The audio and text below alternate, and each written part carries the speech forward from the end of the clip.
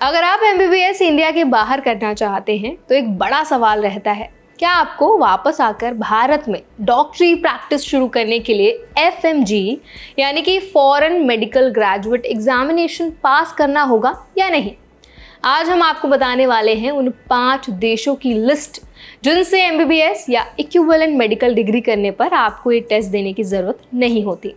Video में आज हम कवर करेंगे कौन कौन से वो 5 देश हैं जहां की मेडिकल डिग्री से इंडिया में डायरेक्ट प्रैक्टिस की इजाज़त मिलती है। हर कंट्री के एजुकेशन स्ट्रक्चर की खास बातें जो एक्सेम्पशन जस्टिफाई करती हैं। एफएमजी और एनएमसी स्क्रीनिंग का कॉन्टेक्स्ट और कब ये रूल बदला उसको भी हम डिटेल में समझेंगे। तो चलिए फिर वीडियो को शुरू करते हैं। Hi, my name is Varsha Dubey and watching NBT tech it. सबसे पहली कंट्री है यूनाइटेड स्टेट्स यानी कि यूएसए। यहाँ एमबीबीएस नहीं होता बल्कि 4 साल की ग्रेजुएशन प्लस 4 साल की डॉक्टर ऑफ मेडिसिन यानी कि एमडी डिग्री होती है।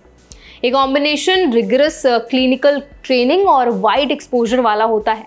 इसीलिए यूएस से मेडिकल क्वालिफिकेशन लेकर जाने वाले ग्रेजुएट्स को इंडिया में सीधे मेडिकल काउंसिल में रजिस्ट्रेशन मिल सकती है बिना एफएमजीई के।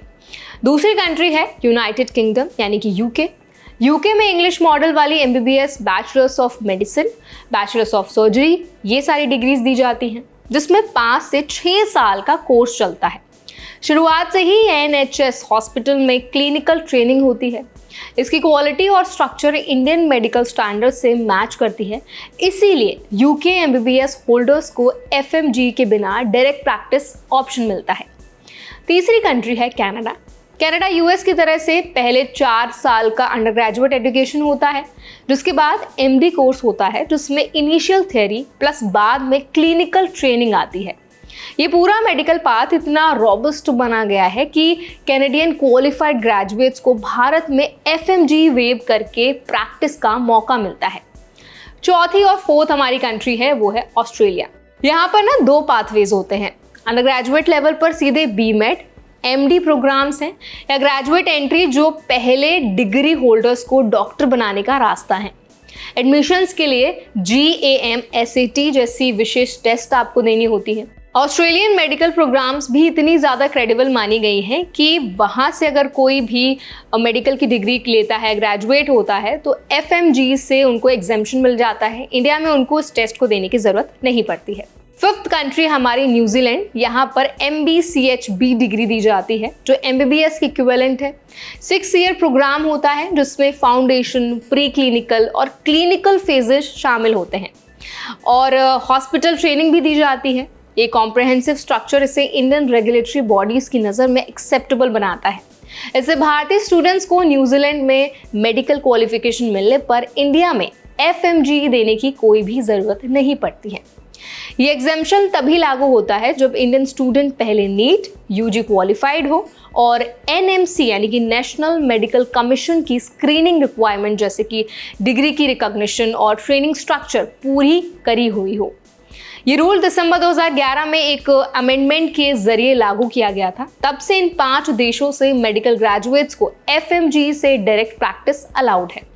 ये स्टेप क्वालिटी एजुकेशन और बायलैटरल ट्रस्ट को डिमॉन्स्ट्रेट करता है।